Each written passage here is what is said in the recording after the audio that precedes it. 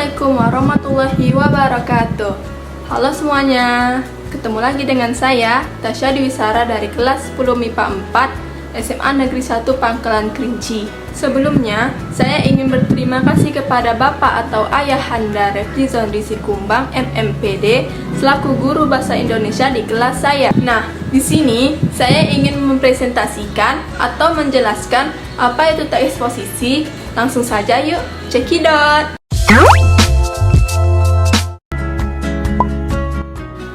Teks eksposisi merupakan teks non-fiksi yang memuat dan menjelaskan suatu informasi atau pengetahuan berdasarkan fakta sebenarnya. Teks eksposisi berisi informasi atau fakta yang dapat dipertanggungjawabkan kebenarannya oleh penulis. Nah, apa saja sih ciri-ciri, struktur, tujuan, kaidah kebahasaan, dan contoh teks eksposisi? Yuk sobat, ikuti penjelasan saya lebih dalam lagi. Pengertian teks eksposisi menurut ahli bahasa. Pertama, ada dari Goris Keralf. Teks eksposisi merupakan suatu wacana yang menguraikan objek tertentu untuk memperluaskan pengetahuan atau pandangan seorang pembaca. Yang kedua, ada dari Jos Daniel Parera. Teks eksposisi merupakan suatu teks yang ditujukan untuk menyampaikan informasi dari pengarang kepada pembaca terhadap kejadian atau masalah tertentu. Ketiga, ada dari Chair Al-Wasila. Teks eksposisi merupakan teks yang memiliki tujuan untuk menjelaskan sebuah persoalan atau informasi dari penulis kepada pembaca. Yang terakhir, ada dari Machen. Teks eksposisi merupakan teks bersifat faktual yang memuat sudut pandang tertentu secara logis.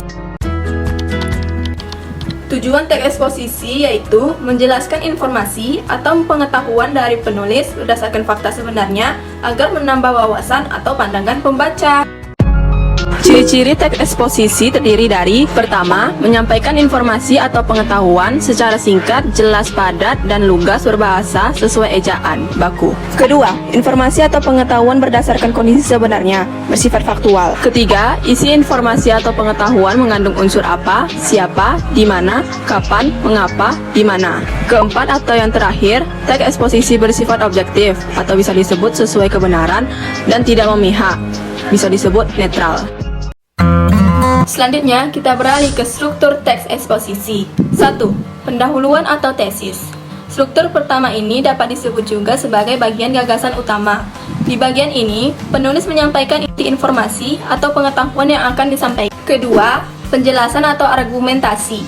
Di bagian ini, penulis menjabarkan latar belakang pemilihan gagasan utama berdasarkan fakta yang memperkuatnya. Ketiga, atau yang terakhir dari struktur teks eksposisi adalah penegasan ulang atau simpulan. Struktur ini merupakan struktur penutup teks eksposisi. Di bagian ini, penulis menuliskan kembali simpulan secara singkat dan jelas. Kaidah kebahasaan teks eksposisi terdiri dari: pertama, pronomina. Pronomina atau kata ganti adalah jenis kata yang menggantikan nomina atau frasa nomina. Terdapat dua macam pronomina, yaitu pronomina persona dan pronomina non persona. A. Pronomina persona, kata ganti orang, yaitu: pertama, persona tunggal, contohnya seperti ia, dia, anda, kamu, aku, saudara, nya, mu, ku, dan si. Kedua, ada persona jamak, contohnya seperti kita, kami, kalian, para, dan lain-lain. B. Pronomina non persona, kata ganti bukan orang, yaitu pronomina penunjuk, contohnya seperti ini, itu, sini, situ, sana. Dan pronomina penanya, contohnya seperti apa, mana, siapa, dan lain-lain. Yang kedua, ada nomina dan verba. Nomina, kata benda, merupakan kata yang mengacu pada benda baik nyata maupun abstrak. Dalam kalimat berkedudukan sebagai subjek. Nomina terbagi menjadi dua, yaitu nomina dasar, contohnya gambar meja, rumah, pisau. Nomina turunan, contohnya perbuatan, pembelian, kekuatan, dan lain-lain. B. Verba atau kata kerja, merupakan kata yang mengandung makna dasar perbuatan, proses, atau keadaan yang bukan sifat.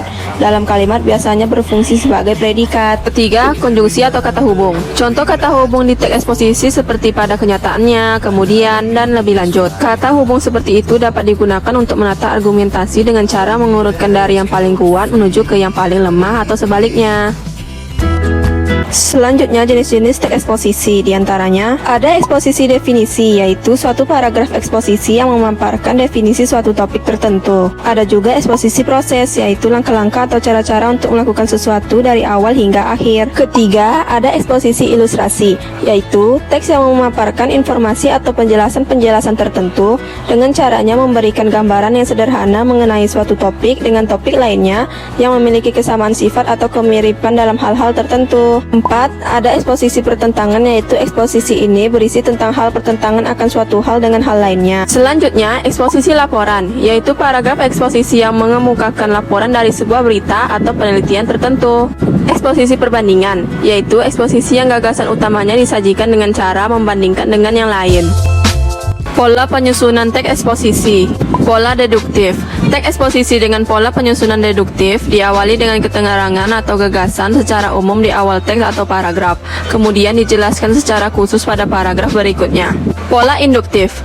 Teks eksposisi dengan pola penyusunan induktif diawali dengan keterangan atau gagasan secara khusus, kemudian dilanjut dengan keterangan secara umum. Pola perbandingan.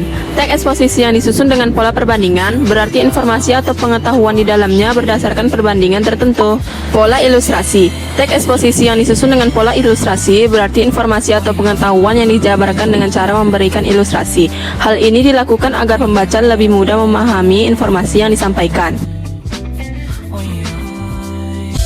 Unsur kaidah penulisan teks eksposisi diantaranya: pertama, menentukan topik yang akan disajikan. Kedua, menentukan tujuan eksposisi. Ketiga, memilih data yang sesuai dengan tema. Keempat, membuat kerangka karangan. Kelima, pembahasan dengan mengembangkan kerangka karangan. Keenam atau yang terakhir adalah membuat simpulan. Contoh teks eksposisi. Contoh teks eksposisi tentang berita.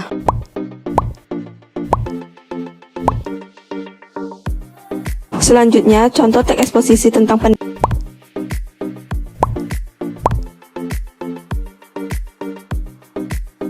Nah, itu saja penjelasan materi teks eksposisi dari saya. Saya harap kalian semua memahaminya. Sekian dari saya, mohon maaf bila ada kesalahan. Assalamualaikum warahmatullahi wabarakatuh. Terima kasih.